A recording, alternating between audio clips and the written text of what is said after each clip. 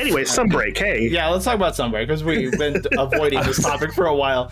Again, we had all seen the trailer that happened today. It's the whole point of getting each other on, but of course we're going to get sidetracked. Let's just, before we start getting to our little topic points that we wanted to talk about, Cowboy, what did you think of the overall impression? Because this is like the last big trailer until the game comes out. And obviously you're a Monster Hunter fan. What'd you think? There's some pretty cool stuff. I'm a big Final Fantasy 14 fan, so seeing fate hunts, as we'll call them, yes, that was kind of cool to me. I saw your tweet about we're one step closer to having Monster Hunter dating sim. Is that the NPC thing? Yeah, I was gonna ask what are fate hunts.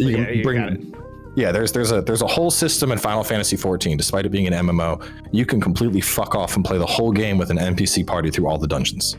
It's so good. You never have to talk to another person. I think you might have to. Are they actually like? Can you it works. Dungeons? I mean, you're not going to be like pulling fucking an entire pack at the same time and AoEing it down, but yeah, you could easily play. Oh yeah. They're competent. Okay. Except for fucking Alice using the goddamn. It's absolutely garbage when you're playing as the tank. If you're tanking and doing fate dungeons like that, it's fucking terrible. If you're DPS or healer, it's amazing. Yeah. Okay. As a tank, you're just like, fucking kill stuff, please. Oh my god, it takes so long. Please. Yeah. But so that's kind of cool. There's been a lot of quality of life changes. I like how you said we're not all going to auto mount the monster now when it goes down into a mountable state. I like that they've updated the wall running to make that, because that seemed like it was added in. It was kind of secondhand, so that was cool. Mm-hmm. The addition of new Silkbind abilities, that's obviously awesome. And now we can hot swap our Silkbinds and we get some kind of special Silkbind iframe dodge. Got to see how that all plays out. But in theory, that sounds like good stuff because I'm a bigger fan of more variety.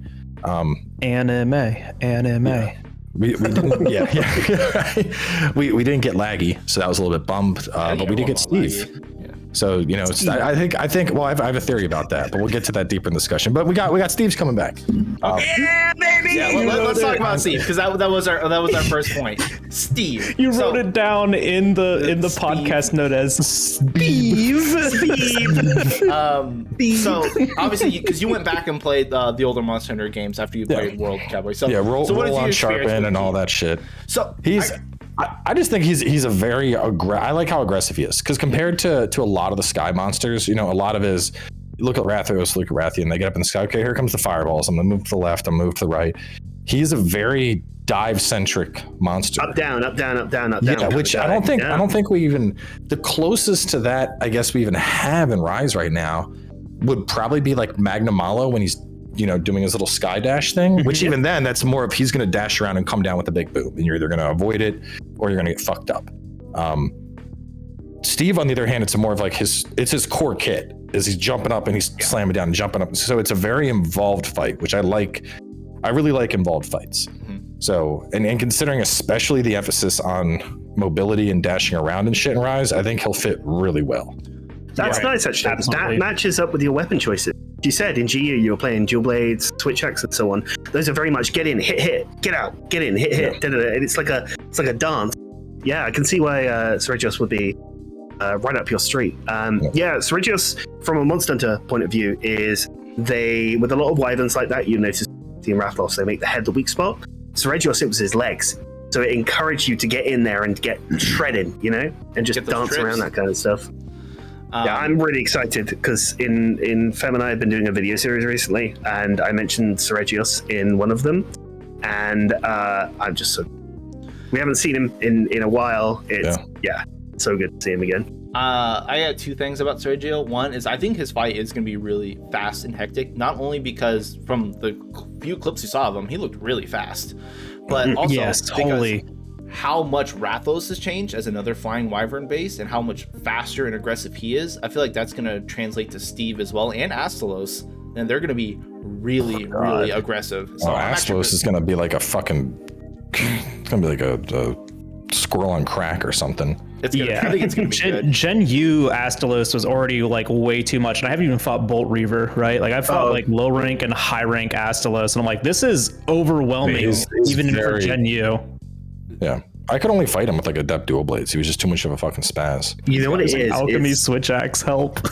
There's that one attack he does where he just like oh my god, like slams towards you. Yeah, that's such like a poster for what Astalos is supposed to be. He's supposed to be this rabid, like I'm coming at you kind of guy.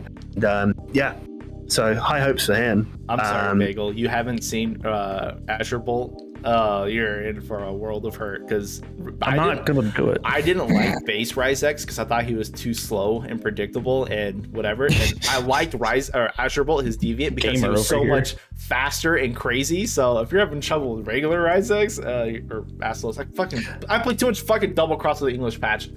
Whatever. Yeah. So I think Gunner Gamer over here. Yeah. Oh, you think the hey, hard? No, this guy's a furry. This guy's a furry. I play cats in GU. I play cats in GU. Also, Azure Bolt's hit zones are dog shit for a gunner, so don't give me that shit. Oh yeah, dog shit for gunner. You're at least still shooting the fucking thing. I'm getting my ass thrown across the entire area. Pick fucking alchemy switch axe. Yeah, I was gonna say. Neither did I. Where's your barrel now, Bagel? Yeah. Well, that'll do for you. Sitting on my corpse. So I thought the other interesting thing when they announced Seregios is that they put a lot of emphasis on them showing that, yes, he has blade scales that are really sharp and they inflict bleed, and explaining his mechanics, but they didn't say once that he had special property weapons that roll to sharpen. I feel like that would have been a big thing to introduce to people who didn't know. But do they, I mean... But no other weapon has that. No one else has got that. Yeah, but they never really introduce unique. You know, they don't. Oh, you know, this is what's this is a Bushi, and his weapons have slightly lower damage, but a very long bar of blue. You know, they don't usually talk about weapon. But they did for Velkhana with Frostcraft, which is a very special mechanic. They did talk about that and explain how that works. Yeah. Flagship, I'll say flagship. So it's given more attention. True. One thing I think I think with the 5th gen model is, you remember how Lunastra and Kulve were introduced, and they went, hey, AT Kulve, it's now got inbuilt skills into the weapon. Hey, Lunastra now has skills, right, built into the weapons. It had Razor, fucking health augment, or some set bonuses built into the weapon. Gonna be like that? No, because they didn't say it. I think we're just going to get... No, because they didn't mention it in Seregios, right? Unless we have another update. Like a nice fucking fat chunk of white or something instead. Yeah, I think he'll have like high white, maybe even purple, going into I would be really expansion. Disappointed if they brought back Steve and then didn't bring back his iconic roll to sharpen or roll to reload weapons. Hey, as long as I got my rapid fire slicing light bow gun that I got a cheeky little man with. Is it going to be better than Xenoverse? Probably. It'll be like the Teobo from Gen 2 GU. But one thing I will say is that what GU did is they went, hey, Seregios weapons have their roll to sharpen thing, whatever, but we also introduced that now as a kind of weapon nerfed skill in blade scale. Yeah, it could be an armor skill.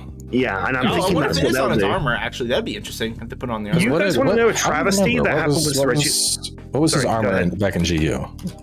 What was his armor? Blade scale hone, say Mind's Eye or Speed Sharpening? Yeah, I think it's Mind's Eye, and then either Gunner Blade Master's probably Hone Edge and Blade. You guys want to know a travesty that happened with Seregios in Frontier? Because he was introduced after the Z patch. They had a skill called Stylish Assault, which it's just called Stylish, where if you rolled through a monster attack, like the Evasion Mantle, you get a buff to your sharpness, restore 10 or 20 units of sharpness. They introduced Seregios, and they didn't give his armor that skill. I think they gave it Stylish. I think they gave it Stylish Assault, which is the Evasion Mantle, where if you roll through it, you get an attack boost that can multiply. But not a sharpen. No sharpen. No, I think the weapon still had that kind of thing, or it had like an inbuilt skill. There was a system where with like newer monsters introduced, if you wore 2 pieces of their armor, you get a skill. Like 2 pieces of Naga would give you Evasion 2, and so on. But they never gave Seregios the skill it was introduced with, which was crazy. Absolutely wild. Crazy. Yeah, it's weird. But Seregios. Bring that back. Yeah, Seregios was really exciting. It's a monster that hasn't shown up for all of 5th gen currently, and coming back is really, really exciting. Now, would you guys, who here prefers Speeve versus Gore Magala? I know people were on the fence and really wanted Gore and Laggy back, but we got Steve instead. No, hang on. So, here we go. Think about this though. We've had a lot of here's Mega Man set, here's Southern fucking Palico set you don't give a shit about. What if to continue on the hype from Sunbreak, they start going the world, the same route that they did with like Iceborne and World, where we start getting new monsters, and then that's what I expect. Because if all of a sudden it gets announced that Laggy's coming back and that Gormagala's coming back and all these monsters that people have been fucking clamoring for, that's a really easy way to kind of keep the hype going all the way into Q4. It would. I think that would be me too if they start doing that. Actually, I wanted to ask, when you played through World for the first time, was it World and Iceborne as a complete thing, or did you start it from the beginning? And I started. I did World console and then at launch. World PC, right at launch. So you experienced all of that, like, oh, I'm getting live service. I'm getting like interested in this game. Oh, there's an update. Oh, cool. So you kind of felt the same hype that we did. So for things like us, where we saw the Rajang update on the Iceborne trailer and Alatreum coming back and all this crazy shit, you know. Yeah. No, I was coming back for everything, and then all the way up to the culmination, fucking Fatalis knocking him down. Yeah, that was. I still think that's the best to me, at least, and given my Fatalis experience is limited to GU and Iceborne. I feel terrible fight. I loved Fatalis and Iceborne. Yeah. No. I mean, Iceborne Fatalis was like a massive improvement to the previous Fatalis. Old Fatalises are awful. They're so boring. Old Fatalis was fucking terrible. But yeah, that to me, I mean, I still think that's probably the hardest fight I've had in Monster Hunter. It's probably the hardest fight I've ever had to do. Yeah, Iceborne Fatalis is a fucking skill check and then some. Because there is no just, we'll just take this, run it into, no. Especially because you're fighting against the timer. Yeah, so you can't 30 minutes is criminal. Yeah, 30-minute timer. So you can't just, just load up on health and defense and all that. Well, you're not going to fucking kill him. Like, you need to, he is the quintessential get good fight.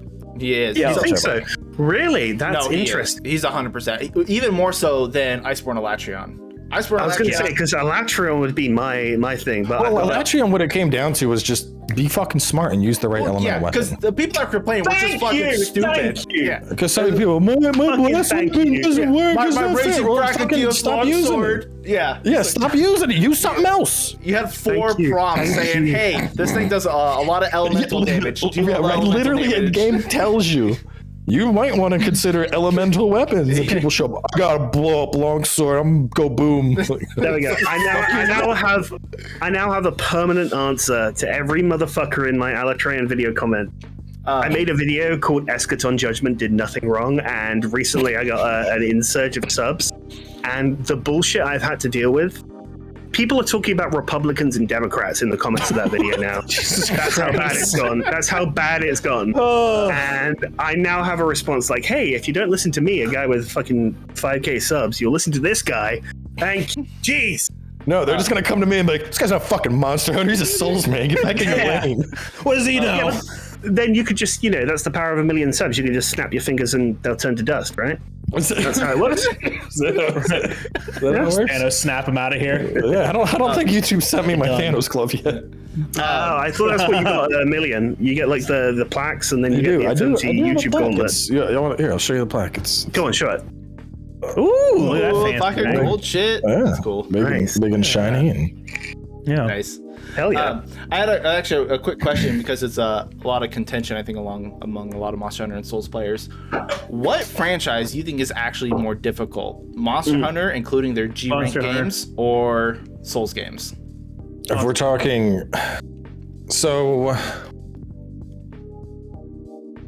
For your first experience, I think a Souls game to a brand new player being just fucking thrown into it, because Monster Hunter, you do have low rank. At the same time, I think Monster Hunter has a much higher difficulty curve, because the thing with Souls is the more you play Souls, the easier progressively they're gonna get much easier. And everyone says, well, what's the hardest Souls game? And the answer is your first Souls game is always going to be the hardest. Once you understand the formula behind a Souls game, there's a certain, the tricks, the sneaky bullshit they're going to try to hit you with. Always to check behind you when you go into an area and so on. Exactly, all that stuff. Whereas in Monster Hunter, I mean, they're going to change up the movesets, and even when you know a monster and it pulls out something you hadn't seen before, and even then you have this progress. Like you can play Dark Souls fucking naked with fists all the way. You don't see anybody being like, all right, we're gonna do Monster Hunter completely naked level 1 longsword run all the way to the end. I mean, I'm sure there's someone out there doing it, but it doesn't fucking sound fun. No, it's a big undertaking to do that versus in a Souls game, because with Souls you have these extra like mechanics to take advantage of. The other thing is from a build perspective, like let's say you're struggling on, or a perfect example, let's talk what was his name? Big spooky dragon, Dark Souls 3 DLC. Medea. Oh, Medea, yeah. Everyone, Medea is the skill check. Medea is the hardest boss in a Souls game. Blah blah blah. What? You could fucking just stand under an arrow. You could just silver mist and just run in circles around his legs and he'd die. Guess what? You can't. Fatalis? You can't fucking do that on Fatalis. No, Fatalis is gonna beat your dick. Yeah, you have to engage with the fight in Monster Hunter, whereas with Souls there are ways for you to sort of ignore it. Like, I love that you use Medea as well, because after I first played through DS3, hardest fight for me was probably first time Abyss Watchers. Second time, like actually getting familiar with the game was Sister Frida. Yeah. Am I the only person that struggled with Pontiff? Like, really? Pontiff's the only person ever in the Pontiff history of the internet. Pontiff YouTube comments tell him that he's wrong. Yeah. I played exactly. I played bow. Yeah, you played a bow. That's on you, my guy. Cowboy is right. Once you learn that Pontiff is a parry boss, and it took me 2 playthroughs to do, but once you learn Pontiff is a parry boss, and you can crouch to avoid half his shit, you're like, you're in there. You can crouch to avoid his shit? Oh yeah, in one of the GDQ runs, what was his name? I think that would help. So you can crouch shoot composite bows, so I didn't know. Yeah, that was it. Spacey 3. Spacey 3 did an amazing solo, no couch GDQ. Is that the guy who did the lie flat and just laid on the ground and avoided like his entire fucking? I think he just did a gesture and avoided like Pontiff's opening thing. It was an amazing GDQ run. One of my favorites. It's so good. Spacey and Regol who did. You want to talk parry bait though? Fucking the Crucible Knights. Holy shit. Oh yeah, I love those. Those are actually my favorite enemies to fight in the game. They're really fun. I thought they were the most overtuned things, and then someone's like, "No, you just parry them." And once you realize their parry timings, they become like the basic hollow of the game. So Fem was doing, when he first did Elden Ring, he did a like arcane before the patch bow only run or whatever it was. You might as well just shot yourself in both kneecaps. He did not Neil, Commander Neil. He did the O'Neill one in the swamp. No. And I was in chat and I was talking to Fem. I was like, dude, I had such a hard time on this guy, all the extra guys he summons. And then Fem just parried him in like 3 hits and won.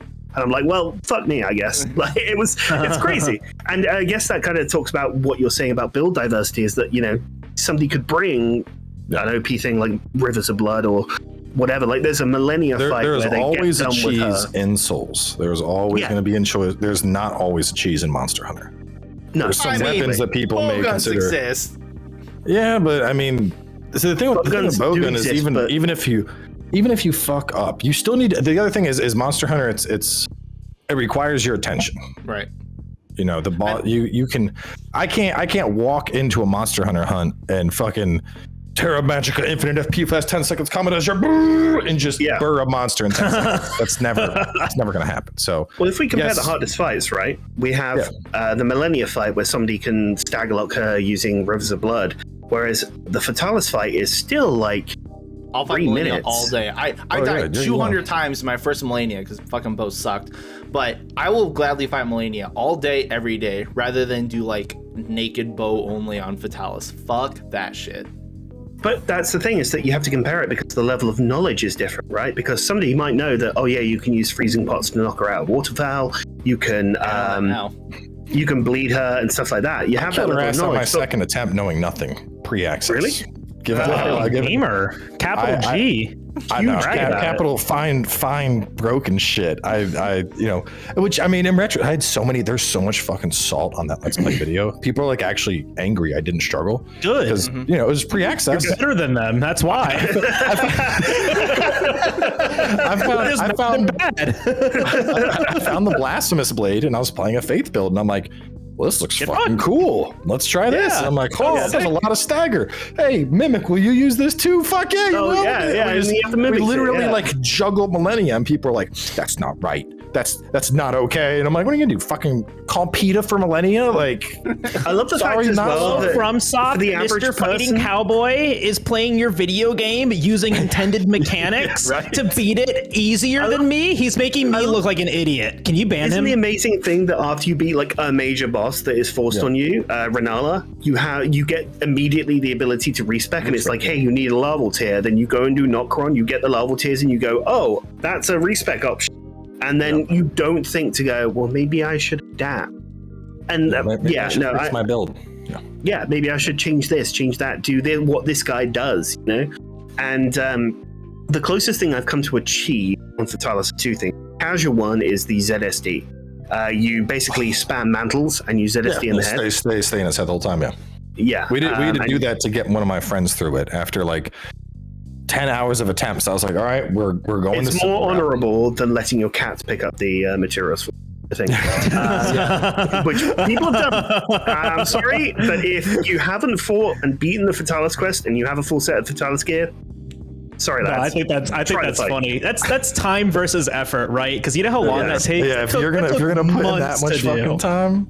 I got 8 Fatalis eyes on my first 3 clears. Nice. Right, like I was able to build a full set, and then like the gun lance and the switch axe. I was happy. This guy knows John happy. Clearly. Yeah, obviously. Daddy Capcom to me. I know. But I will say this. Oh, go ahead. No. Go. No, I insist. Okay, fine. Oh, no, it's a Canadian standoff. It's like I know we talk about like almost every single podcast where we bring up Fatalis, but I still revel at Faye, who changed her name to Fatalis. But Faye is a very casual Monster Hunter player, not a speedrunner, very, just doing her own thing kind of stuff. And she didn't give up and put all the effort in and eventually soloed Fatalis by herself. Not a speedrunner, not a meta player at all, just said, I'm going to do this, and managed to eventually do it. Didn't give up at all. And just every time I think about that, I'm like, fucking, if Faye can do it, anyone has no excuse. I'm not, and that's not like a jab at like, oh, Faye's terrible. She's no, Faye's solid. Faye's a gamer. She just stuck to her guns and goes, I'm going to fucking do this. And so all the people that complain about Fatalis being too hard or just unfair, I'm like, bro, you just didn't put in the effort. Yep. Exactly. And to I think there was more question. crying about Alatreon, I think. There's a lot more, actually. The petitions, they're so good. The petitions, yeah. So there was some major assault over Alatreon. Those are all the Brachydios longsword users. And that's what it was. I still have comments today saying, no, people were forced into a build. And I'm like, you weren't. You have... it's also not like Souls, where you have a limited amount of respecs without I think DS3 had some sort of exploit. The funny thing, you didn't even need a build for it. You could have had a melee damage build and just picked up like a fucking ice longsword. You know what my favorite thing was, Cowboy? My favorite thing is there's a very popular speedrunner in the community, Kanta. Kanta. You know Kanta, of course. It amazes me that dude he'll be like in the middle of video. Fucking type in chat. No talks, no video. Yeah, that's crazy. He can type mid. I don't get it. Dude won. He was just he rolled the dice and he went, hey, there we go. I got in first. There we go. Crazy. But he posted a video showing that you can use the snowballs from one of the event quests, like the what they call festivals. The festival snowballs. Yeah, you can use the snowballs to hit the elemental check on Alatreon. You can stagger Alatreon at least once and get Eschaton Judgment down to a livable state. And people looked at that and went, no, Monster Hunter is forcing me to use this, despite the fact that the game screamed at you when you opened the quest and went in. There were 2 or 3 NPCs who went, that's a very personal point for me, but there were 2 or 3 NPCs who went, hey, non-elemental damage won't work, right? Wink, wink. And it's like... Kanta also did it with just the Kinsect bug. Yep. Just the Kinsect. Kinsect is different because it does have really high elemental modifiers. But, oh god, it does a shit ton. But still, yeah. And Monster Hunter, in its tutorial phase, in the little pop-ups that show up, says, hey, some monsters are weak to elemental weapons. Maybe you should consider adapting and make a whole bunch of weapons and armor to compensate for that. Check your privilege. No, I will not. People don't know how to read, okay? Going on to the Sunbreak announcements, because obviously we're getting sidetracked like crazy. So one of the other things, obviously besides Steve added, they put in the trigger so that Wyvern riding is now optional. Now, obviously, everyone thought that was a good idea because nobody liked it being mandatory. But as people also pointed out, this also turns Wyvern riding into a now form of clagger, because you can't stop it from happening. Any sort of Silkbind or aerial attack you do is going to trigger it eventually, and then you're just going to get free downtime on the monster like clagger. I'm not going to contend whether or not that's a good or bad change. Just want to know what your guys' thoughts on it are. What is a clagger? Claw stagger. So an Iceborne, whenever you deal enough damage to the monster that they reel back and start drooling for like 6 to 8 seconds, and then you have to use your clutch claw to mount them or whatever, we call that a clagger. It stops the fight and it says, hey, you have to use the claw now. The initial animation lasts 6 seconds, and when you land the clutch claw onto the monster, it lasts another additional 6 seconds. So it's a full 12 seconds of downtime that you can get on the monster if you do it right. Which is huge, because a lot of the speedrunners criticize the air dunks. What was it, 8 seconds you said? It's an 8-second dunk, yeah. Mm-hmm. Yeah, and that felt like a long time. And yes, whilst that's very good for speedrunning up stuff, it's sort of, and this was a trend with 5th gen, it sort of became a whole thing of like, you always have a way to trivialize a monster by learning the pattern.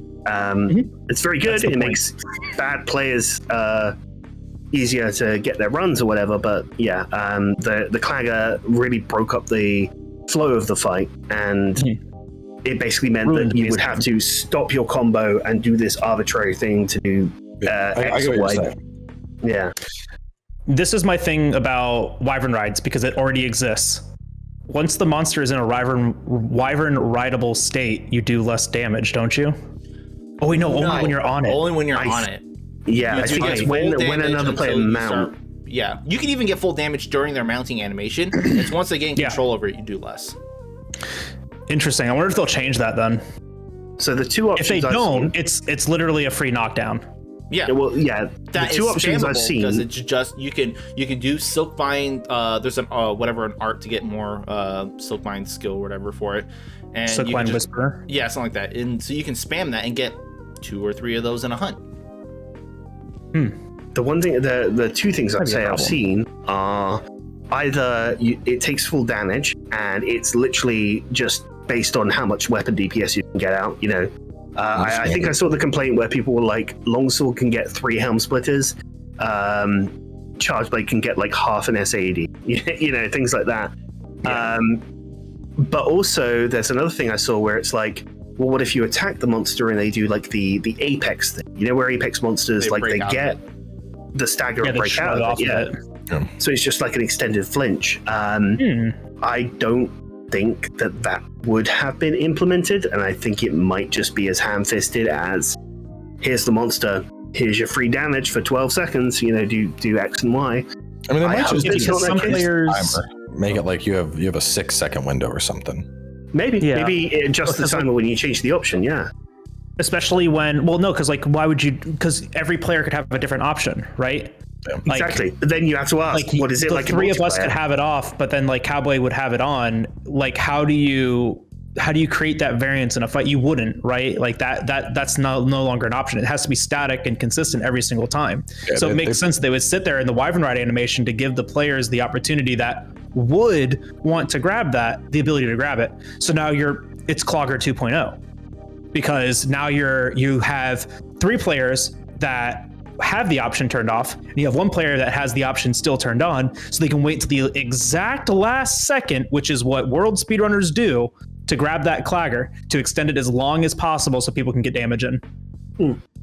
I think that's an important thing as well, because there will be people like Femini doing, you know, RTA speedruns or whatever, who might sort of opt in or opt out and what have you. And it also sort of depends on, like, you know, where your damage is coming from, what weapon you're using, and so on. And it's really going to be a whole mess. I'm gonna be an asshole about this.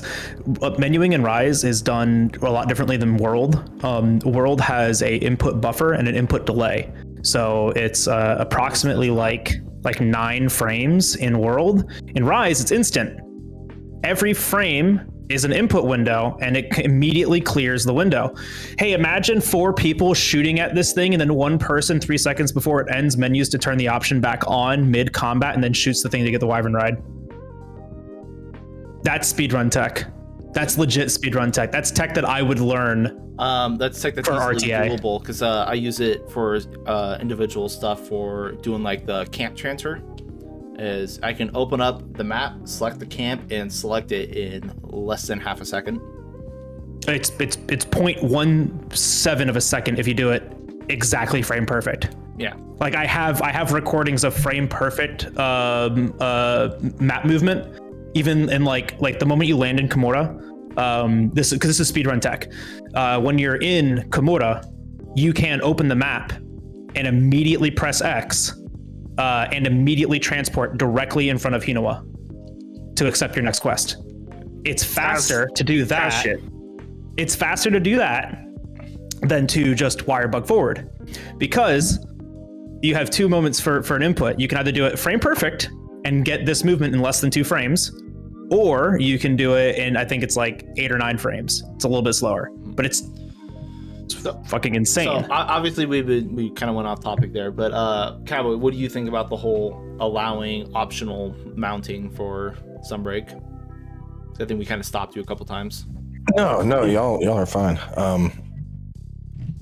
It's going to be interesting because going to what Bagel said, how does it? Is it? I mean, either it's going to be host.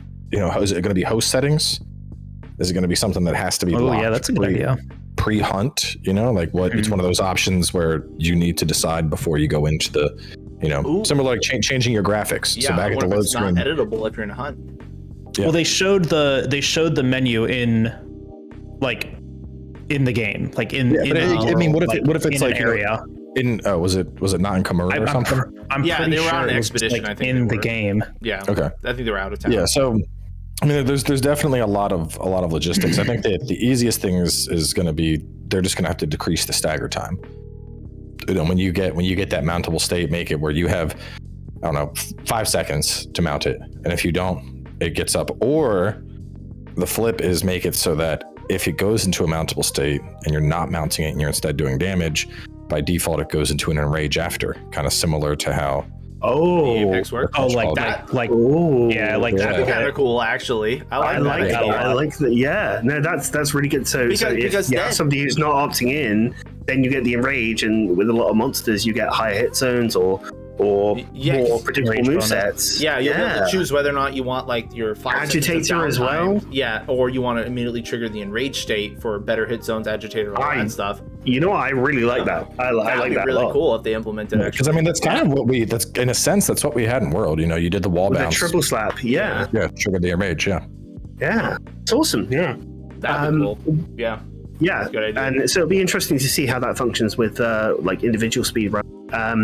One thing as well is like, obviously we're all coming from different points as well. Fem and I are very much about the numbers, and I think that's where a lot of our commentary is going to be coming from, in the fact that we get the trailers, we get some cool, we get monsters, we get new subspecies, which is a lot of stuff that people care about, but demo.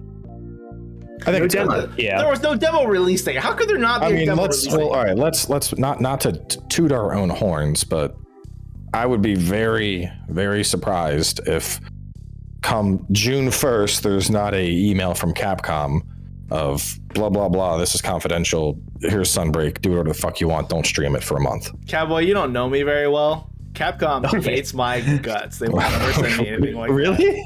A lot. Damn, yeah. I'm not going to go into the details on here.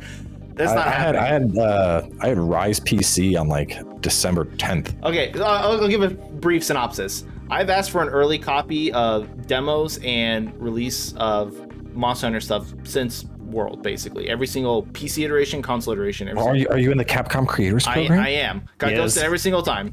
I have asked for demo stuff. I have asked for doing co-streams for the trailers and stuff. Ghosted every time. I have gotten all sorts of... What are you reaching out to? Everybody. I mean, the guy behind the 7-Eleven. We'll talk about this on Discord. We can do this. after I don't want to podcast. name names and throw people under the bus. I am officially ghosted by Capcom, and I think they only got me into the Capcom Creators Program just to shut me up a little bit. But yeah, whatever. It's not happening. So anyway, I think we'll probably get a demo either way. I would be surprised if there's not.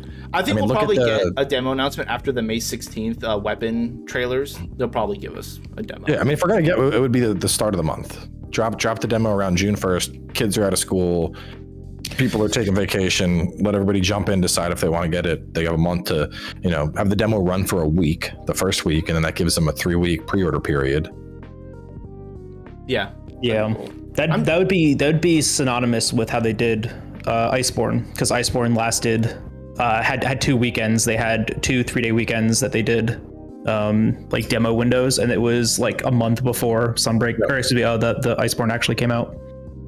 Okay, that'd be cool. That'd be nice. Yeah. Obviously, we're gonna. Fingers crossed. I'm just surprised we didn't. I mean, I'd be fine without it, honestly, because like that was I will say this, the Rise demo almost made me not get the game. Because I played the shit out of the Rise demo. I put like 30 hours into that. Yeah, I put like 100 something. I fucking hated it.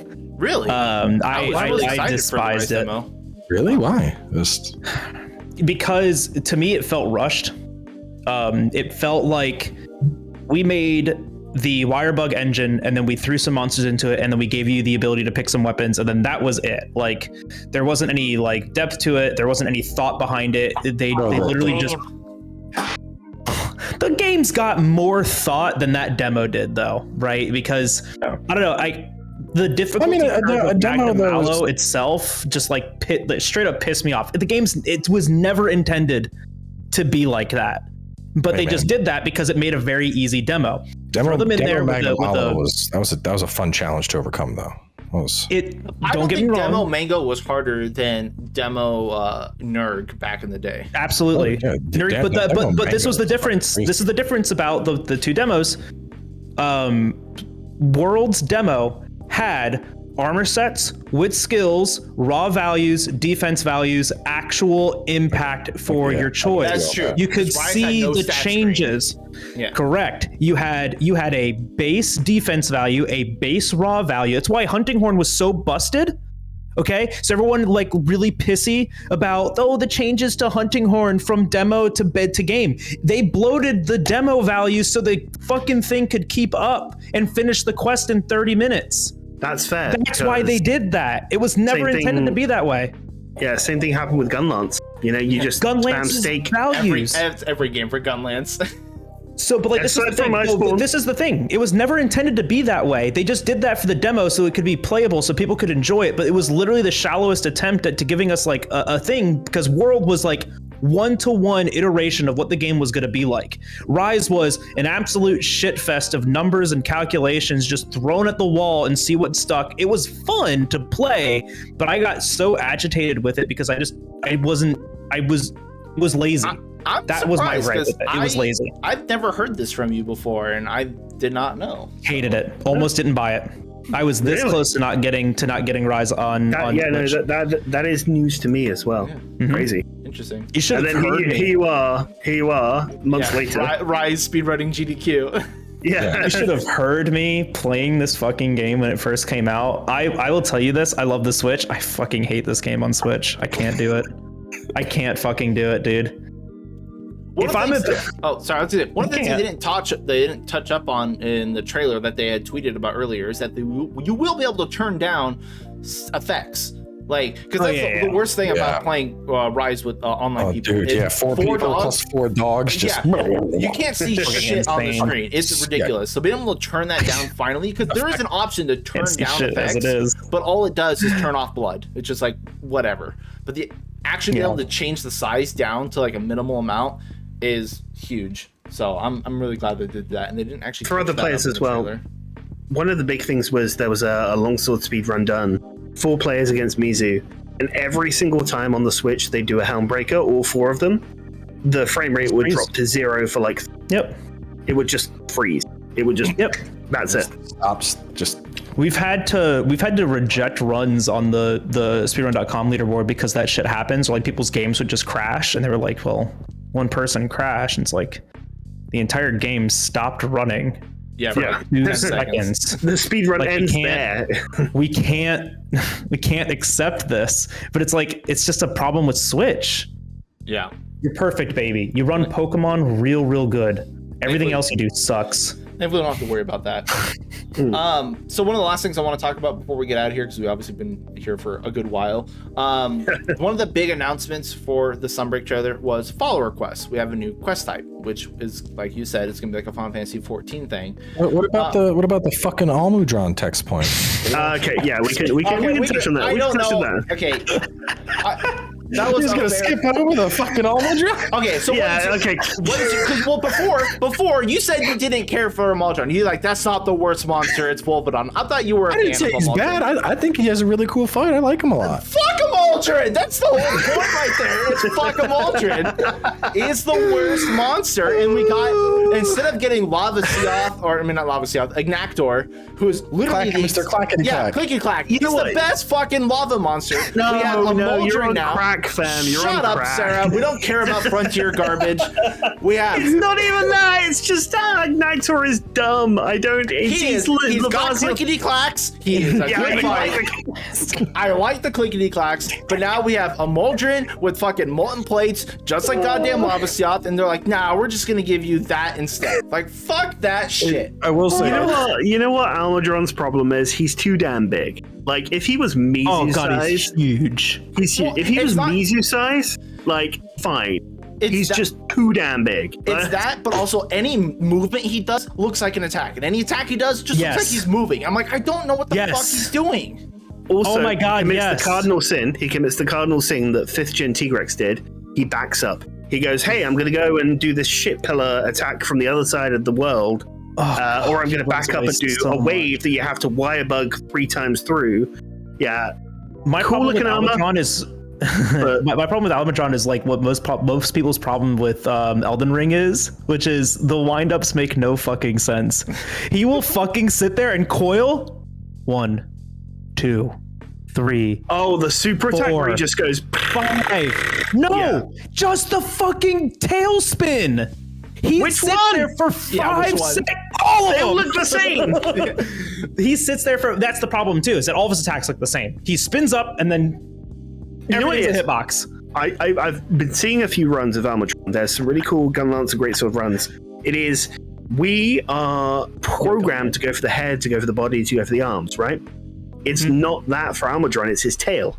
You're supposed to treat his tail like you treat Rathian's head. Yeah, I get that. But I don't have the time or patience to learn that, and outside of that, it's still a garbage fight anyways. I don't... that tail's a hitbox 98% of the time you're fighting that fucking monster. If you stand next to it as anything without a shield, a counter, a parry, or a dodge, you die, aka switch axe. Also, the other thing is they went, hey, here's a new Almudron, and they went, yeah, he sat in the lava outside of the area boundary. That's this monster, by the way, expecting us to get excited about it. He looked like the exact same fight, but all the mud just turned red. I was like, all right, cool. And now we got fucking Lava Centipede from Dark Souls over here. I will say, no. I'm surprised we're not seeing Agnator or Zammy. Because we have the baby. We have the baby version. Where's my Zamtrios? I wanted the frog trio. I wanted Zamtrios, Tetranodon, and Tetsukabra. Like, I don't know who said it. Someone was like, they're gonna add a mini Laggy, and they're just gonna have. I saw that. They're gonna have Hojo riding it in the new hub. Yeah, that was a super rad tweet. I think somebody responded saying, you know what it was? Super Rad posted a tweet that has 2 thumbnails, and he said, here's my thumbnails for the trailer tomorrow, and it was from with and without Laggy. It was like a despair one without Laggy, one that was with Laggy, and then somebody responds and says, hey, what if they show Hojo riding Lagiacrus? And he was like, I will accept that. I gotta find it. So among the Almudron talk, which is the things I was pointing in my notes, is that so what they did with typically a lot of the Monster Hunter games is that, especially Iceborne, is that they give these monsters subspecies and bring those into the G rank quests and then ignore the other versions of them. So like Almudron was going to stay in high rank, and then only G rank will have the volcanic Emaldron. And it's the same thing with Iceborne, where they had, you know, Anjanath, Puke, Toby, and all that stuff. All their base forms were left in high rank, and the new variants were in G rank only. And they kind of separated. Is it not a master rank? Yeah, same thing. But it's like, is that a master rank Anjanath? Yes, Fulgur was only master rank. No, but it was just for the variant. Oh, yeah. The variants were only master rank. Yeah. So unless it was Legiana, because their consistency went out the window with World. They're like, we're gonna have 2 Legianas, and this one literally doesn't do anything but roar. Barrios had a subspecies, and here's a variant, by the way. Yeah, but it's like, I was just thinking, so like, are they gonna do the same thing with Sunbreak, where the monsters that get their subspecies aren't gonna have their base forms added to G rank as well? We'll just like, this is the new G rank form. I'm like, I can see that, but then at that point, does that count as a new monster to me? Because like, okay, if we had Emaldron and didn't get a subspecies, like Aknasom they showed has a G rank version, same for Tigrex. But because these ones have subspecies, those are going to be in G rank, but their base forms are not. That doesn't count as a new monster for me. That's just you updated his moveset for G rank and just changed it a little bit. I was just like, yeah, I mean, I just hope we see, like I said it earlier, I hope we get the Iceborne DLC approach where they're like, you know, July, every Laggy's month coming. we're just cranking out August, Gore is coming. Yeah, because what else are they going to do? Especially this is effectively like the end of the life. I mean, there's DLC, but this is the end of the life cycle for Rise. You know, we're waiting on the next main game. MH6, just for you remastered. That's all it needs to be. Yeah. Well, Dragon's Dogma, Monster Hunter. We all know. That's the good stuff. Yeah, well, I don't know. Hopefully there's more coming. And the other thing is too, there might be shit that we didn't know about. Like, cause I remember playing through Rise, we get to the end, and then it's like, fucking here comes Bagel, it's your boy. I was in the game all along and you didn't know. So actually, me and Sarah are making a video of specifically about Basil Goose. It's 9 o'clock and I still need to edit that shit. Yeah. So the funny thing about how they introduced Bagel in Rise was that when they did the patch update, they didn't tell anybody. Which was like, that was cool. That's a good plan. But they gave you a quest that unlocked automatically that just showed, the quest was called The Return of Basil Goose, and it was just a Basil Goose hunt. So like when you're flipping through your new quest log, going looking for the Elder Dragons, it was right there. You're like, well, you fucking just spoiled it. That's not the point of Rise, though. It's so? Like they took out all of the theatrics of the storytelling. Yeah. Like GU did, right? They took out all the theatrics. It's literally just quest after quest after quest. Just go and do it. We really don't care about the monologue between each because it's key quest system again, so you can just kind of like do whatever you want. And then there's an urgent that's really story tied. That's like the traditional approach. You're a story tied. Got it. But you do have to argue. I think this is a question of Goose. He's an invader monster, so maybe that's like something that muddies the waters a bit. Like you expect a Joe to burst in while you're hunting something that you're not related to Joe. You know, you expect a Goose to come flying in or whatever. Yeah, but the fact that invaders just don't exist in Rise is the problem. Oh no, introducing an invader monster in Rise is literally just going to destroy the entire personality of the monster. Anyways, that's why I don't want Joe to hit Rise. That's exactly what we fucking talked about, because you can see it on the map. You don't have to track it. You know it's there. And now because all they do is they engage Wyvern Ride and then they fuck off. And that's so worried about that video, dude. I'm so worried about it because like the previous ones have been bangers, but they've been on your channel, and I'm here like, hey, I've got a 10th of the sub. That's fine. Please. But no, it is a banger. Once I finally get it done, audio was completed yesterday. So, it's a good video. So yeah, looking forward to that. But fuck Almudron. Bottom text. Fuck Almudron. Fuck Almudron. You can have fun with the fight, but fuck Almudron. Yeah, it's just treat the tail as the head, and it's still rough. Like. No demo day, and the other thing Fem wanted to touch on before we finish up are the follow quests. The what do you guys call them for the Final Fantasy? The fate system. Yeah. So these look like. Sorry, go ahead. I was going to say these look like single player only things. I'm going to get this out of the way. Confirmed single player only. Yeah. there was a system in Frontier where instead of, because it was an MMO, instead of bringing, yeah, I know, Jal, listen, indulge me on this for a dead MMO back in 2019, but they did bring in a system known as Rastas, RASTAS, and it was, you would have NPC hunters with predetermined sets that would show up in your hunt and assist you. They wouldn't do jack shit, but they would assist you. Much in the same way that you had a partner Palico, you could also get a partner hunter that you could customize. That was huge. And then if you paid money, because it was low, you would have legendary Rastas, and these were predetermined NPCs who would have like meta sets, meta items. You could spec a legendary Rasta to use Magnet Spike and have like all of the healing items in the world and so on. Of course, I don't expect Rise to get to the point, but from what we've seen in the trailers, we have Fiorane riding monsters and Fiorane using life powders and Hinoa and Minato showing up at the same time as well.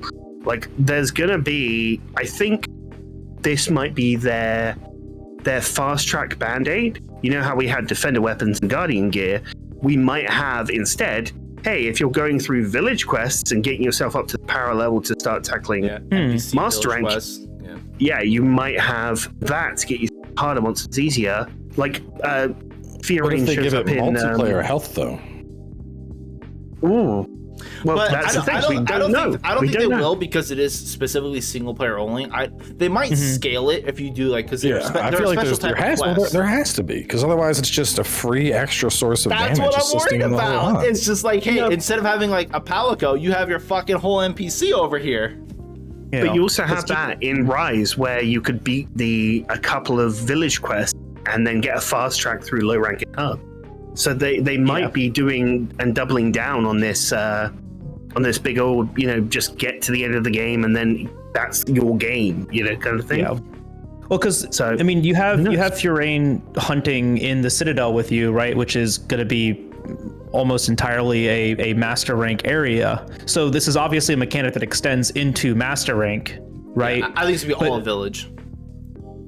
Well, this is my thing, is that from the wording that they used in the video, and I kind of want to go back now and re-listen to this, because this might just be like my own misconception. Like, this might just be like the conclusion that I drew just hearing it initially.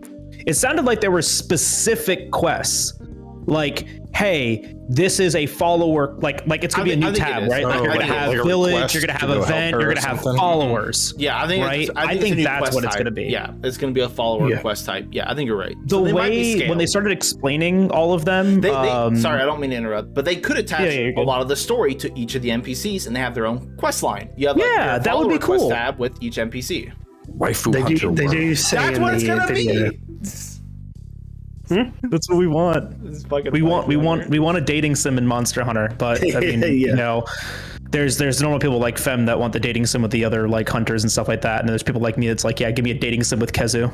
After you beat the follower quest, you get the option to add that follower back into your house. It's Endwalker all over. Who do you want to invite in your house? Graha, the only right answer. What if it's like what's it called, like Dragon Age, where you have to do certain things in the hunt to make them like, oh, that'd be sick. You didn't break his tail. Oh, how. Like, what if there's a character who's like a speedrun elitist who's like, you have to take no damage and use every item ever, and then I will kiss you in the Switch game. So I'm looking at the stream right now, and it says that some quests allow you to take hunters along with you. These follow quests are single player only. Here we go. Yeah. I think all over quest. Yeah, that's a new quest. The fact that that's what Capcom loves to do. They love to make terms. They love to brand things. They love to put it in its own little box and say that's what it is, right? Follower quest. I honestly think it's just going to be its own tab. Then you're going to be like, go to Fiorane to like start your follower quest. Or like what if? All right, okay. Crackhead conspiracy theory here. What if this is the replacement for Rampage? Oh, Please, I don't give a honestly, shit about Rampage. Yeah, so at We this point, I haven't think heard anything's shit. better than Rampage. About Rampage, we haven't heard anything. We haven't seen any Rampage. You don't like talk about Rampage. Monster Hunter Tower Defense? You don't like Tower Do you? Defense? Yeah, it's like, well, what are your thoughts on Rampage? It's been Balloons Hunter Rise, yeah. The problem that I have with it is that nothing changes. There's literally no reason to do it. You are not rewarded in a way that is any more beneficial than just going and doing Apex hunts. No, yeah. One of the And first it things I did on takes PC, fucking ever. I just gave myself 999 of every Defender ticket because I was like, I'm not doing this again. Yeah. Peter. The weird thing Can't I don't like believe you. about Defender, not even so much that the game style itself of like being a tower defense is weird, but it's more like it invalidates all the lore of Monster Hunter where we have like 30 monsters coming in and I can 2-tap everything with these fucking ballistas. Why do we need hunters again? I don't understand it. Like, I found it more frustrating than anything because I would be like setting it up and I'd be like, all right, we're gonna put some cannons right here, just AoE these bitches down, and then the random dude with characters in his name, random dude comes in and he's like, ballista here, and I'm like, no, my cannon there, this shit's been set up. Ballista, and I'm like, this motherfucker. Can I multiplayer, you? yeah. Like, stop fucking with my tower defense. yeah, multiplayer was awful with it. I have optimized this. This is what it should be. And then you have the whole option where you just bring a shrapnel gun and you're just like, I That's win. right. Yeah. That's right. You bang the gong and put in a shrapnel gun. I'm like, I'm just gonna fucking AoE down all these monsters, and it's like, I don't know. It makes all the monsters it does feel right. like paper. Yeah. Dude, Like, there's some it things is that it funny does as fuck, right. though. But like it's just the whole scheme of it is just, it's lazy. Oh my gosh, I'm gonna keep coming back to that. But it's lazy. It's like, it's just, we wanted to like introduce a new like hunting type, and sieges are cool, but we don't want to include those anymore. So this is how we can put ballistas and cannons into a game again, because we had a really cool idea for the Dragon Razor. Coolest weapon in the game. Love it on Narwa and Ibushi. That's, You know, I'll That's the only reason why take it's there. Rampages over a fucking Zora Magdaros siege. Though. Oh, please. God. I take a shotgun shell to the knees over Zora. you don't like honest with you. Snora Napterost, one of the coolest optimizations in the Xeno percent You can speedrun? literally I walk literally have away. that down to a science. Let me bring along my heavy artillery set to end this slightly faster. Dude, the only time that skill ever got used was either Fatalis or AT Zora. It was like, hey, here's this skill. I'll be right We back. get it Keep in the talking. speedrun. We literally go out of our way to get heavy artillery in the speedrun because it And it literally makes it that much even faster. it wasn't even like a massive optimization. It was just a case of like, hey, have you got 2 level 1 slots free? Here's a way to improve the hunt by 10 fucking minutes. Like, everyone's leaving, but Jesus, Zora, what, we got the what were dogs, they that's all that matters. thinking? I've got this whole like conspiracy theory that colossal monster fights didn't get good until like 4th gen. Because we had, what did we have? We had Lao, we had Shen, we had Ceregios. Even Ceregios was like, Shen? oh yeah, you have to deal damage to this. Big crab? Yeah, Shen Garen, the crab. Which game was that one second. from? 2nd gen. Oh, second? Okay. Yeah. Still don't And then they think went. giant monster hunts are that good. I liked Safi. Safi was okay because it was like, hey, here's cool, but it's a more engaging fight. It's done over quicker phases. Yeah, Because like the whole thing was cool boring. is you drop in, you'd sniff feet for an hour, and then you drop out, and then you actually do the fight, and it was the whole pain. But with Safi, it was like you could still do it first time round or get to the exciting part the first time round at least. Whereas with all of the other gigantic monsters, Dalamadil was good in 4th gen, but it kind of scripted. It wouldn't move around like a monster. You know, it would just go to 2 different areas or 2 different positions and do it that way. Whereas Gogmazios came along, and yes, it was a tanky fight that took forever, but it actually tracked you down and attacked you and behaved like a big Gormagala. God was better Lao as far as like siege fights go, right? I saw somebody say that they'd rather Lao. take Lao Shan over Rampage, and I'm like, at least there is something new in a Rampage. With Lao, it's just like, oh, does this happen during this? Lao was a fucking snooze fest for me. And it was a key quest in GU. Yeah, it was one of my least favorite parts of GU. I was like, can this fucking end? Still haven't done Please it. just die. I won't do it. And then the worst part probably. about it is you finish the Lao hunt, you go, oh, here's the weapons and armor. Oh no, they're actually good. Oh, and then you realize you have to do more Laoshan. Yeah. Don't you just kind of like ignore that though and just go do auto Ka at that point? Yeah. Well, you like, gotta go through I really liked Auto Ka. I think he's great too. He's one of my favorites. Actually, it's just a wild fucking fight when you start swinging shit around. Oh man. Not to go off on a tangent, but am I the only one that liked Char Ishvalda? Yes, I fucking hate Char. No, I love Char. Char's pretty fun. I love Char. Cool theme, cool monster. Also not an elemental, which was pretty good. Also, I played CB, so maybe SAD Beato Discharge Blade was a bit biased. Oh, I'd fight Char with fucking stickies. So it's fantastic. You're fucked. I'm probably the only person in existence that likes Nakarkos, the big squid. He's one of my. No, Nakarkos is great. Cuttlefish is perfect. I love him. I like Cuttlefish. Cuttlefish is pretty cool. I was hoping. I thought we were gonna see him when Nara and Ibushi. When they fell into that big fucking hole, I was like, hey, it's cuttlefish time. Let's go. Oh, that would have been so cool. Sick. I hated the All-Mother fight. The fact that it was so stupid. And they dropped in an Elder just to get Wyvern riding in. And it was just like, really? Yeah. Like, I don't know. You got. I will say, I like Phase Magno, 3 though. wasn't no Rampage. Magno's cool. They should have just done that. Yeah. Magno is the quintessential bro monster, because he doesn't like, Nergi. I always felt like Nergi's a fucking scavenger.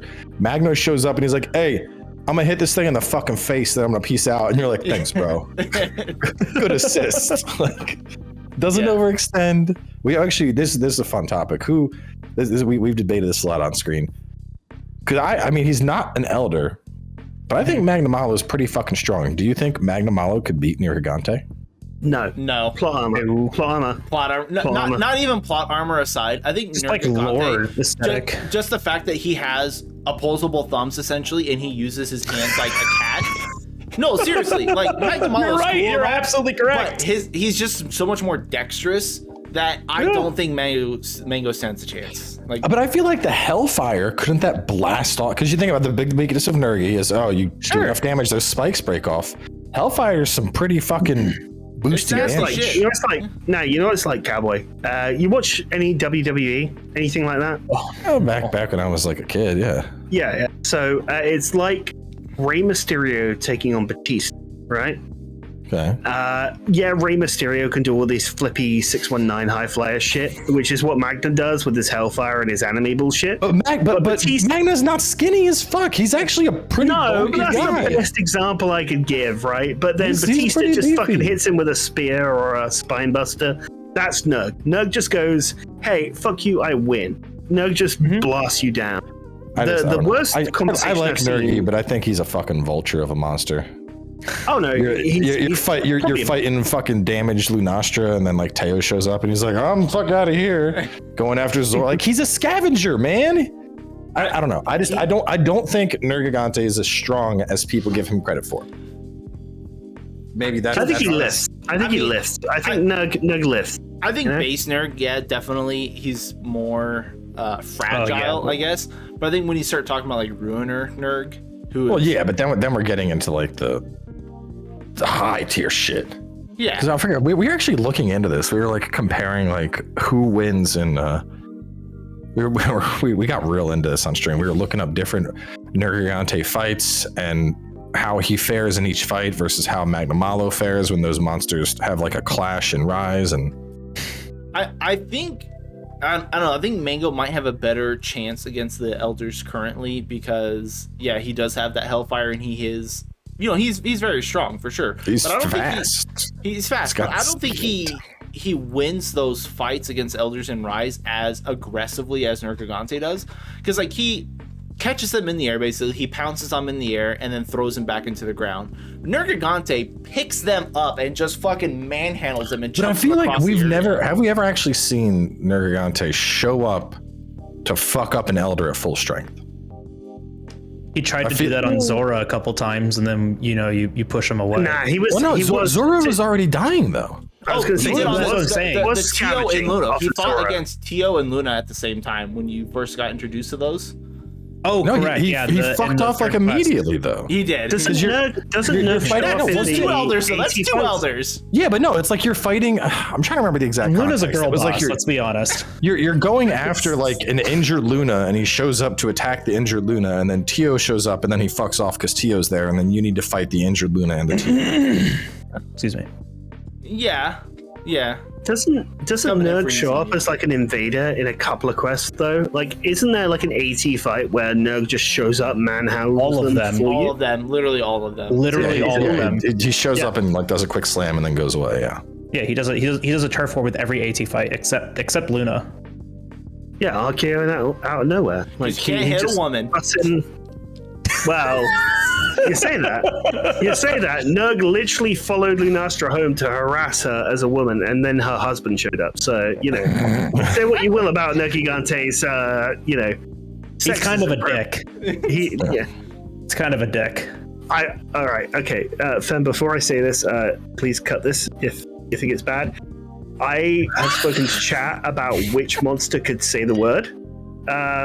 We have a list. I think Nergigante shouldn't say it, but does anyway. I think that's word. The word, the gamer word. I was gonna say, I don't know what you were gonna say, Sarah, but given your track record, Nergigante was Listen. not something that was gonna come out nice. Listen, but yeah, like, I think it's a funny thing to talk about because, like, Joe could say it and does. Velkana can't say it, but does I anyway. think those YouTube comments were on to you, Sarah. Yeah, this is going dark places. I think it's funny. My chat's arguing about which monster would be which monster. Which one could say the gamer word and get away with it? You think? I'll go ahead and edit that out for you, different, Sarah. very different platitudes. Anyway, I think that Nokakas absolutely can and does.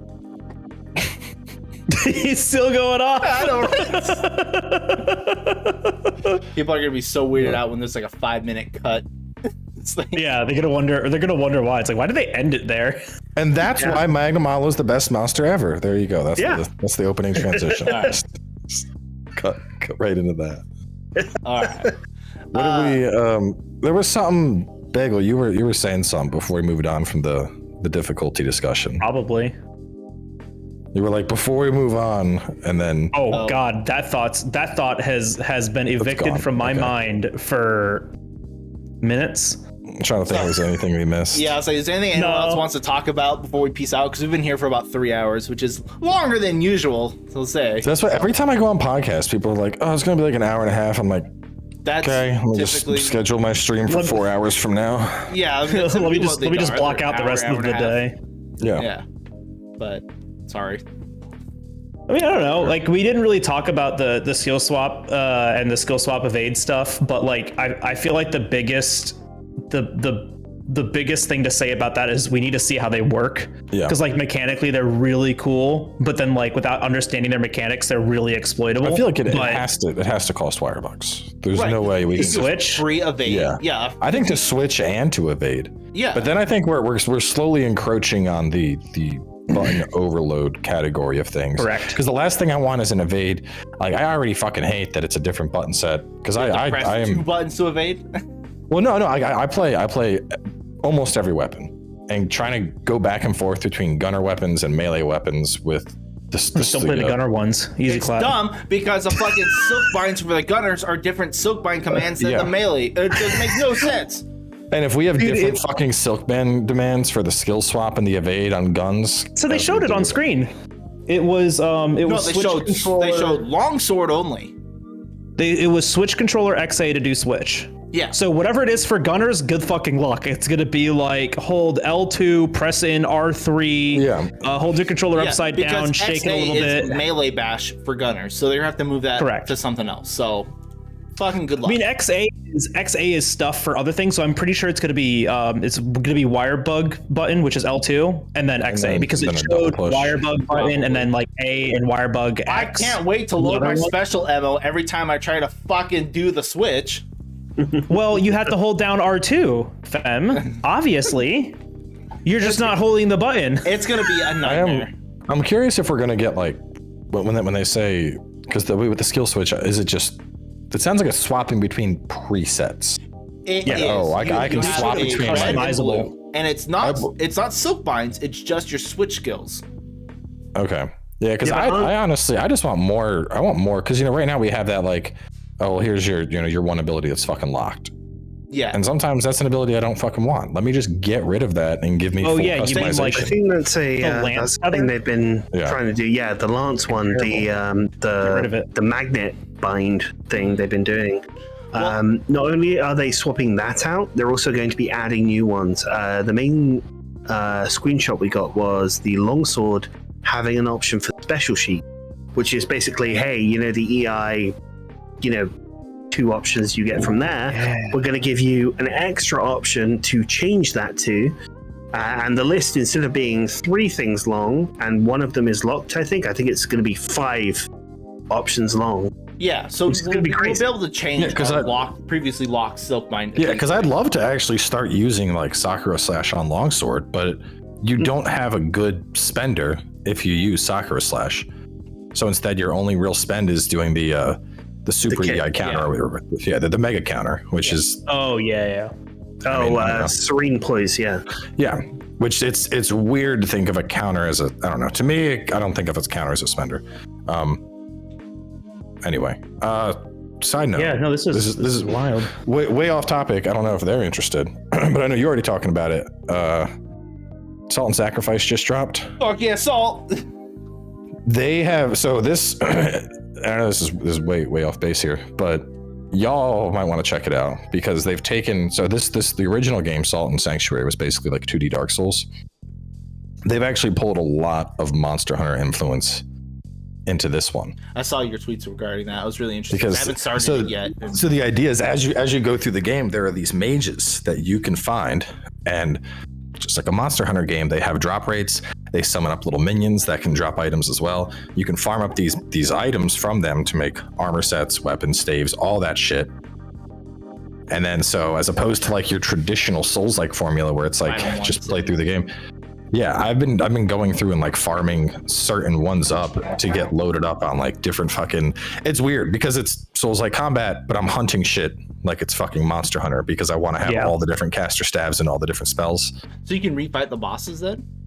Well, the mages aren't really bosses. They're like monsters in Monster Hunter. So like when you go out, I mean, imagine you go out into the zone, you go out into the Coral Highlands or whatever. And you're, progressing, trying to find where you go next. And you're like, oh, hey, here's that fucking pyromancer. I think I wanted to upgrade my chest. Let me beat his ass real fast. And you chase him around the map, beat his ass, get his drops, and then go back to what you were doing. Huh. That's interesting. It's interesting because there's, the idea of a respawnable boss-esque enemy that you can chase around a map and kill for drops. Obviously, that's Monster Hunter. Yeah. That's, I can't think of another game where you have that loop. But it's that loop and it's done in a Souls-like type game. Yeah, which is very interesting. I'm a huge fan of Salt and Sanctuary. I have like 600 hours between the PS4 and the PC version now, and I'm really looking forward to Salt and Sacrifice. So as soon as we're done with this whole thing, that's what I'm gonna start doing. And I was really annoyed because you got the early copy, and I asked for an early copy like a month ago, and of course I get ghosted because that's who I am. But I'm like, you have bad PR luck, it sounds like. I'm not. I get it. I 100% understand because I'm a very critical person in general. As much as I love to talk praise about the things I like, I also vocalize a lot of complaints and things I have about games, and companies don't like to see that. 100% get it. I'm not blaming anyone except myself. It's whatever. Anyway, I just wanted an early copy because the new PO League for PO 318 drops on Friday. So like I have today up until Friday to play Salt and Sanctuary. So it's like, do I want to make build guides and stuff for Salt or just dump into PO? And I'm like, this whole week has been rough. And I think so. You're gonna be surprised that game's gonna gobble up some time. I'm like 10 hours in, and I still got 2 other zones I haven't even gone to, and more mages I want to hunt. I mean, that doesn't sound too bad. Most Souls-like games are usually like 40 hours for their first adventure. Yeah. Elden Ring aside. Well, I mean, but that's just your first run. Now I want to try out the new katanas with the rage abilities or the strength weapons. I know. So much to do. So do you think it's just overall much better than Salt and Sanctuary? Just overall? It's a different feel because we have, as opposed to like that constant perpetual zone progression that you normally see in Souls games, you'll go back to other zones. So I mean, you obviously have the Metroidvania elements where it's like, hey, you got a new upgrade, and this new upgrade allows you to activate a thing in previous zones that you couldn't use before to explore new areas. Right. So you have that reason to go back, but the addition of these mages gives you that hunting element. And then, you know, parts from those mages is used to upgrade that stuff. So like, I mean, the pyromancy guy, I beat his ass probably 6 or 7 times because I got his full armor and I wanted to upgrade it up, and it's interesting. It's the only piece of light armor I found. How do you know where they are on the maps after they respawn? They have like they start like near their original spawn in, and then as you start fighting it, they'll start moving. And you'll see like you'll see it really fast. But there's also like daily hunts where you can hunt like a higher level version of it and get better loot drops of it. You know, I think high rank. There's the nameless ones, which are cool. Those are hidden, but when you find the nameless option, you get the unique mask from the target. So like the actual pyromancer dude's like creepy fucking face mask. There's a lot of fucking mages. I don't want to spoil it, but I've fought some. I've fought some really wild excited shit. To play it. I want to play it a lot. It's gonna be fun. So like if you, especially for this is my main until we get to Sunbreak. This is my like main time. That was my plan too. Is I was playing Elden Ring and a little bit of Rise to de-rust until this came out, and then it's this till Sunbreak, and then that's why I hope Sunbreak is good, because after that I got nothing planned. I'm trying to remember, there's something this summer, like after Sunbreak. What was it? I'm trying to check my schedule because I try to keep a decent track of like Pokemon titles. Isn't Pokemon that's like what I'm looking forward November to or something? I'm so this fucking year. sick of Pokemon. Fuck Pokemon. Especially after Arceus. I dared criticize. I'm biased Arceus. towards Arceus because I downloaded it and I didn't pay the $60 for it. It was definitely an unfinished game. It was more of a tech demo or a test of what they could do with the Pokemon franchise going forward. Yeah. And I liked what they did with the game. Sword and Shield was fucking garbage, and they added nothing to the game. Also a tech demo. The open world was, or the wild areas were a tech demo. I've been saying that all my life. Yeah, it's just there's so much more. Every time people try to defend it, I'm like, this game costs the same fucking price as Elden Ring. Well, and that's the problem I had with like Dread. If it was $30, I would have been okay with Arceus at $30. But You know Nintendo. what? One comparison I have is I played my first Kirby game a couple of months back. That was the new one, the Forgotten World, I think it was called. Forgotten Worlds, yep. Holy shit, I had such a fun time with that. But I want to play it so bad. Played it on emulator, and I didn't pay a damn thing for it. And, you know, yes, it was good. I actually have Kirby on the Switch. It's good. It's a Kirby game, but it's also literally the same as any other Kirby game. And you say that as somebody who's familiar with Kirby games, but I had a blast with it, but I also stopped by and went, this isn't $60. Like, Elden Ring is $60 and more. Yeah. But Kirby is like 30 or 40. I really think Elden Ring really shined on that whole market of everyone was so complacent with the games that they were having that, you know, when games like Elden Ring come out that are just, for the amount of content you get for the price, it's ridiculous. There's no in-game microtransactions. There's no stuffing your face full of loot boxes and other weird like season pass shit. I mean, Sunbreak's priced in at what, 40? Yeah, it's right now. Like, yeah, 40. I'm okay with that. I'm not, you know, it's an expansion. Should not be full price. They recognize that. I can live with that. Yeah. And but after that, we got regardless of how bad it is, we're gonna dump at least 100, 200 hours into it. So I mean, you can't really say it's not worth the price. But like things like Kirby and Metroid Dread and stuff, which you'll finish in 8 hours or something, you're like, eh. The next big value would be Xenoblade Chronicles 2. I don't know if you're into weeb shit like I am, but I unfortunately am not into Xenoblade. Xenoblade can eat up fucking hours. Those JRPGs, a lot of people are hyped for it. It's Xenoblade 3, XCX right? was really good. Yeah, it's gonna be July 29th. So because it was gonna come out in September, and then they pushed it up. So yeah, you almost never see that, which means they must be real fucking confident in that product. Yeah. So that should be good. Yeah. I just like the green cat. That's it. Just like the green cat. Oh, dude, such a good name. Love it. Yeah, my favorite thing is that one of my emo artists for Twitch is Spanish. So when Scarlet and Violet were released, she was like, "Oh yeah, look, it's Spain, ja ja ja ja ja ja ja," and so on. And there was one tweet that was like, "Hey, here's the regional font for unknown," and it was the unknown N, but it had the tilde on top of it. Just small so things funny. Like that. Pretty funny, but unknown. Unknown, yeah, exactly. But a lot of these franchises do sort of fall in that trap, and I think it's more of a Nintendo thing that we're at least critical of more than anything, because like we said earlier, we're paying for not outdated hardware, but old ass hardware, old ass gaming experience, and not aimed at 64K and so on.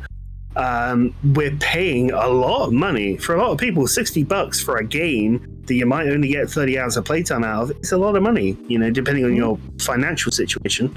Yeah. But it's something that people care about, and I think Elden Ring did sort of shine a spotlight on that and saying, like, yes, it might have taken a lot of time to develop, but here's the quality you can get. Here's the content you can get. That's not just padding. It's not like gacha game. It's not padding or just content for the sake of content. It's actually content that engages you and has meaningful impact on the progression. Sorry. No, I was just going to say that I think that's something that's worth celebrating a bit more. I wouldn't mind if we, in some sort of way, abandoned the yearly franchise model, like Mario, for instance, right? Odyssey was the last big Mario game that wasn't either a rehash or whatever. So I would hope that the next big Mario game that's a 3D platformer is fucking amazing for whatever it is. Like, people loved Odyssey. It's a great game. Yeah, I never played it. Mario games ever made. Yeah, exactly. It was on the level of things like 64 or Sunshine or Galaxy or whatever. The better. Galaxy's really good. I agree. But it's kind of that. It's like, maybe we should start treating franchises like that a little bit closer to that model rather than criticism comes into play, because a lot of people nowadays, especially people who are tied to companies, can only say good things about games, and we're not going to get anywhere if people say, oh yeah, this is acceptable, this is fine, just keep doing this. Like, no, we got to make games better. And that's why I love the people that say Elden Ring is like a last gen game and looks terrible and has bad graphics. I'm like, have you guys seen the fucking lighting of this game? Graphics can only go. What kind of fucking Twitter circles are you getting into where people say that? I'm in the same circles as you. People say it all the time. Hang on, this is actually in the Souls community to an extent. This happened a lot at launch because there was the Blue Point remake of Demon Souls. Oh yeah, which looked amazing. Fair. But people then looked at Elden Ring and they said, well, this doesn't look as good as the Demon Souls remake, which isn't a fucking fair comparison in the first place, because the weapons, the story, the setting, everything was fucking done for Demon Souls.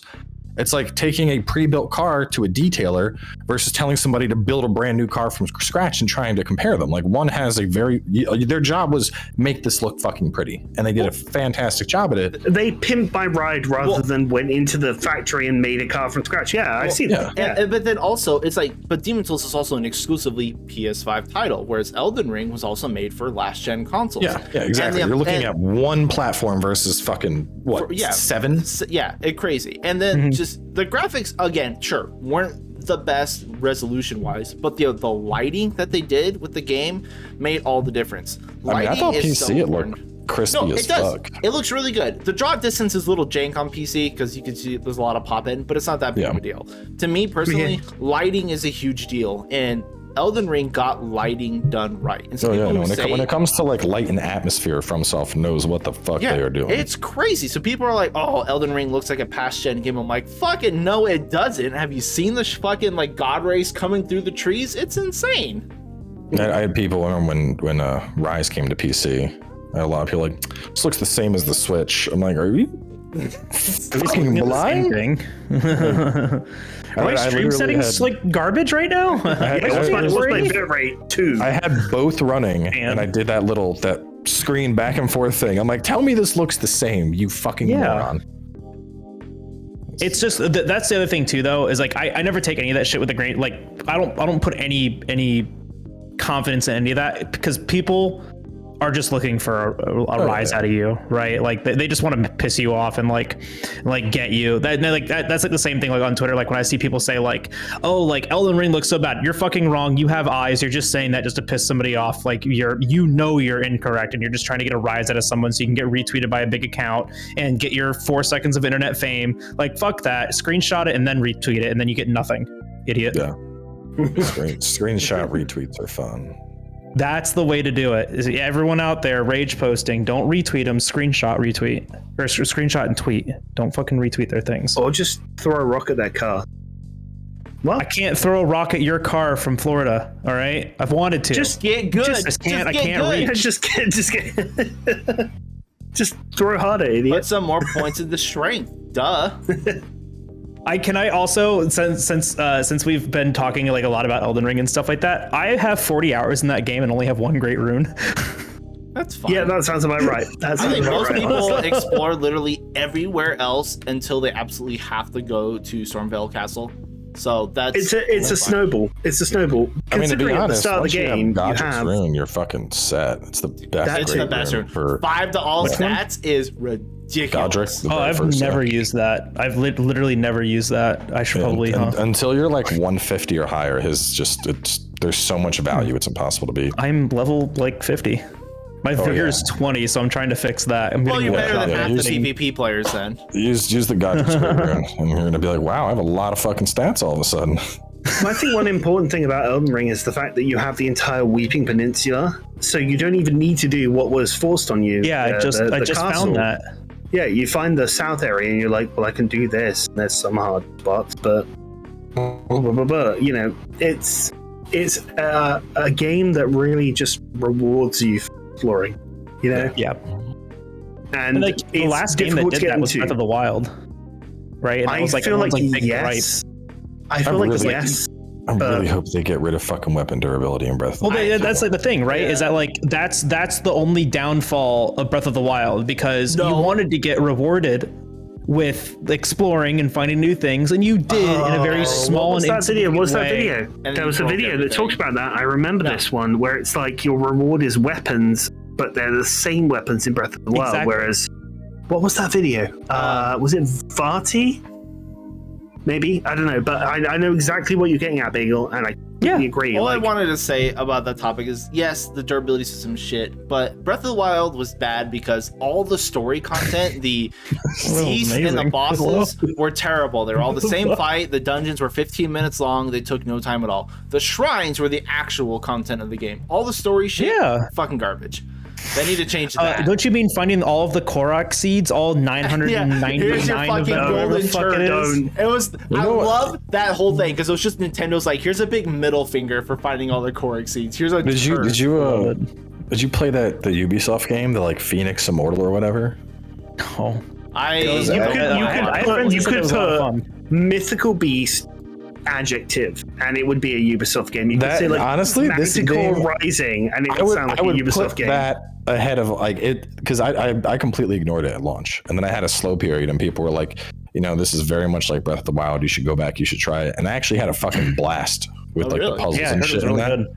Like it came out of nowhere, you know, because you look at it and you're like, oh, this is just some. Was that the game where you're playing as like the son of Icarus or something? Yeah. Wait, Immortal Fenyx Rising. Yeah.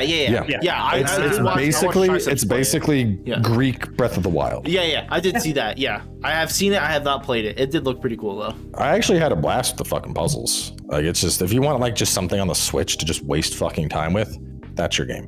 Okay. Because it has the same vibe as Breath of the Wild. For the Steam Deck. The shrines and shit. And yeah. I'm still, man, I ordered that shit at launch and I'm still in the fucking October 2023 I just got mine. I ordered mine 2 hours after it was announced, and I got it like a week ago. Nice. I ordered mine like probably a week after. I was like, rip, dude. I'll just pre-order it, and if I don't want it, I'll cancel it. And they're like, yours is coming. Never. I will say, I haven't seen a single bad thing about the Switch Deck, the Steam Deck. I've heard the battery life is it's fucking garbage. The battery life is terrible. It's like 4 hours? 2 hours. Oh, 2 hours? No. So this is the thing. I got into the plane. I just got back from a trip from Missouri, so I had the perfect time to try this out, right? You're traveling, you don't have like the convenience of home to keep it plugged in all the time. This is the time to try it. So I downloaded a couple games. I downloaded like Elden Ring because it's Steam Deck compatible. It works, like it's verified. Great. I downloaded like Forza. I put on there Spiritfarer, if you ever heard of that one, and I put something else on there. I can't remember what. Oh, and Rise. Rise plays flawlessly, beautiful, perfect. Spiritfarer, flawlessly, beautiful, perfect. Elden Ring, great if you want to play it for like 30 minutes. I sat down on the plane, like we get up in the air. I'm like, all right, cool. I'm gonna headphones on. I'm gonna play some Elden Ring. Got 100% battery. All right, we're golden. I've looked. There's no outlets. Whatever. We're gonna play Elden Ring. 60 FPS, lowest setting graphics. After 20 minutes, I had 30% battery. Like, really? Holy fuck. See, I keep a I lost 30% battery. Excuse me. Battery after 20 bank. minutes, I lost 30 minutes. I mean, same for Switch. You need to have a battery bank with you for travels. So, and the battery bank that I have is probably the best that money can buy. That's not $1,000, and it's the one that I use for my Switch. It can fast charge my Switch, and it can't fast charge the Steam Deck. Ooh.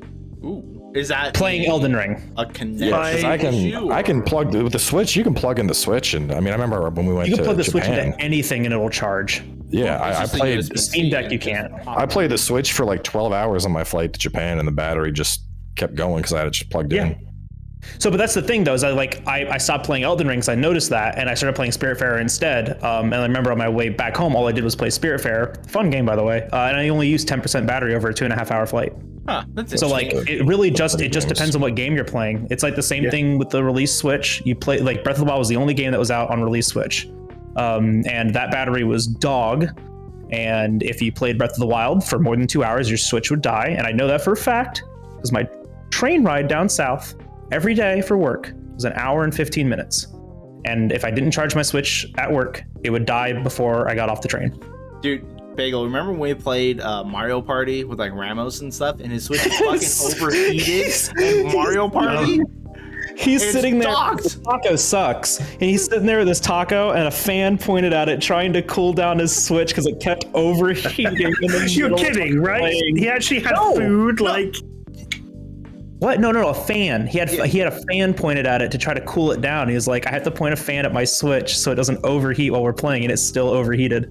Is Ramos the guy who has his uncle at Nintendo? Like, did he have that guy who was like, hey, here's the first Switch that Moses used. It's made out of the same stone tablet. That's a problem with release Switches. I've heard that multiple times. I got lucky with mine. I don't know what it is about my release Switch. You never buy a console like on the day it comes out. Never. All you Nintendo guys fucking buy your fucking Steam Decks day one. Nintendo fanboy right here. I purchased my Switch day one, midnight release, walking up to that GameStop. It's the last time I've been to a GameStop, and I got my Switch, and that thing works perfectly. Yeah, I don't know what y'all are doing. Switch, Series X, and PS5 all day one. Haven't had issues with any of them. Well, that's nice. So I'm saying, I don't know what you people are doing with your consoles and stuff. For whatever reason, it can't go online.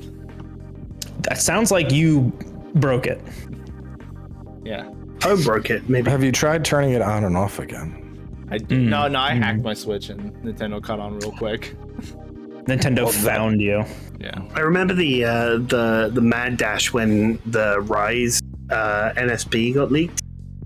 That was fun. And it was like 2 days before the game released, and Jin Cord was just frantically scrabbling, like, please. Then we got to a point where we realized, the emulator worked. It played okay. It was like 20 FPS in the village, but in Quest it was all right. But then there was like a mandatory segment where Sushi is like, oh, hey, take a photo of me. And then if you did that, the game would crash. That's pretty funny. Well, it was like the same thing with the Arceus release. We got oh my god. And we're all like fucking trying to get the emulators to work. I went over to Yuzu for that. That's how bad it was. Like, it was terrible. I'm glad I had my hacked Switch though, because I was easily just dumping on that like a week early. Yeah. Emulating. Only fake gamers emulate. I spend all of my money on dumb plastic for this thing. We can all afford Hey, $50 I have mid-game. 3 Switches and 2 physical copies of Rise. Leave me alone. I don't. I'm broke, and I emulated Kirby, and it was really fun. It's a fun game. I really enjoyed it. Kirby's really Do the end game content stuff for Kirby. I did. Arena stuff. Yeah, it's fun stuff.